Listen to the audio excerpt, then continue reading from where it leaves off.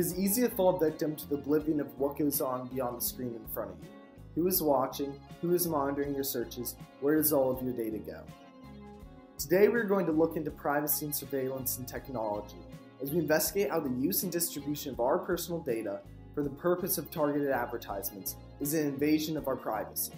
We define privacy as a dynamic social practice of withholding, accessing, and/or disclosing information about or from an entity in specific contexts with continuous knowledge and consent.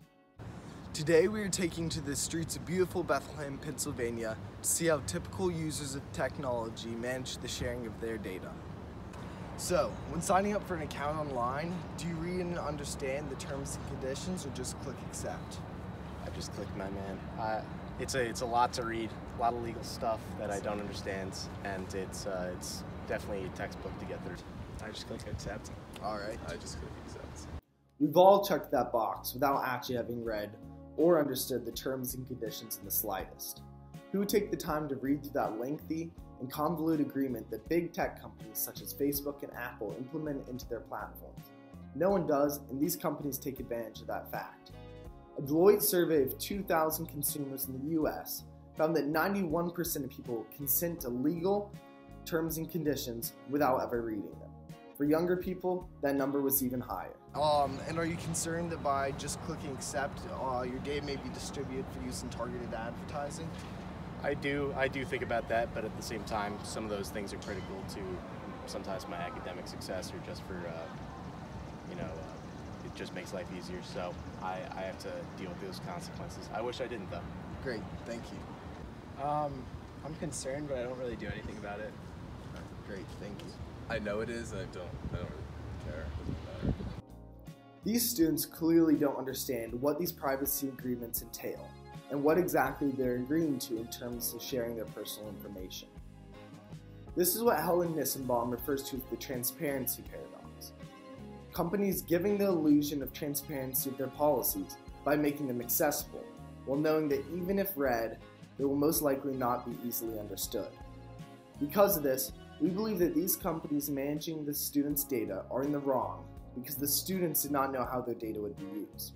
Now, let's look into how personal data is distributed and used for advertising purposes.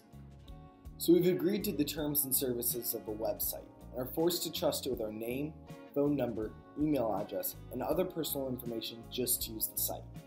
The platform then sells this information to third-party companies who provide targeted advertisements tailored to our personal preferences and interests. We believe that the system crosses the line when information that we don't willingly or actively provide is used. For instance, the use of our location or browsing history violates our privacy because we can't continuously moderate the sharing of that information. Now, let's talk with Mike, who has experienced targeted advertisements based off of a particularly sensitive search he made. So Mike, can you tell us what happened? Yeah, so last week I was searching for causes of foot fungus online, and ever since then I've been seeing ads for foot fungus creams on a bunch of other websites. So, do you think it's wrong that your search history was distributed so these companies could maximize the sales of their products?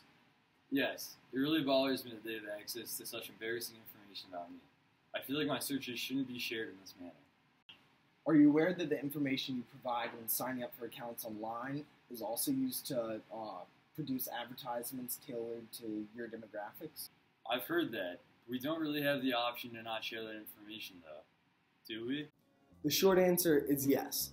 It is possible to opt out, but companies make it difficult to do so, which makes privacy harder to achieve. Not only is there obscurity surrounding how to opt out, but also what you're opting out of. Let's take a look at how Apple's version of opt-out democracy isn't much of a democracy at all. Excuse me, do you mind if we ask you a few questions? No problem. So do you own an iPhone or Apple product? Yes, I own an iPhone 7. Do you know if it's possible to limit data tracking and target advertisements on your device? It is possible to limit ad tracking, but not fully.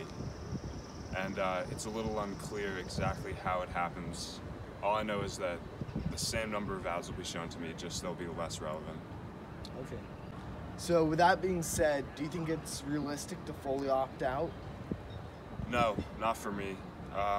this technology is an integral part of my life.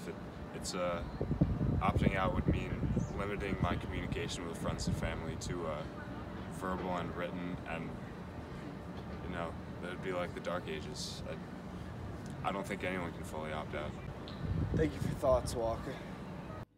These days, it seems that the only way to avoid data tracking and targeted ads is to opt out completely. However, exit option democracy is not only not an option, but not democracy. Browser extensions such as AdBlock and Privacy Badger can be used to both limit ads and prevent data tracking from third parties. Yet, these extensions can complicate the use of technology while still failing to achieve total privacy. The internet has an intimate relationship with the people on it. It's not merely a tool, it's a model of society itself. So privacy online should not be something distinct from our traditional sense of privacy. Just as information about people is collected, manipulated, and disseminated in real life, this kind of analysis drives productivity on the net and allows it to be the powerful and dynamic tool that it is. However, the internet carries with it an opacity, an inability to see or even know what's happening behind the scenes for the average person. We need to develop the same relationships of trust with the net as we have with real-life institutions like banks and health networks. And in doing so, we may have to redefine our expectations of what data and information is accessible online. Targeted advertisements have their place in our increasingly digital world. However, we need to be conscious of how invasive some practices may be and rework our definitions of privacy to ensure a user-friendly online experience in the future.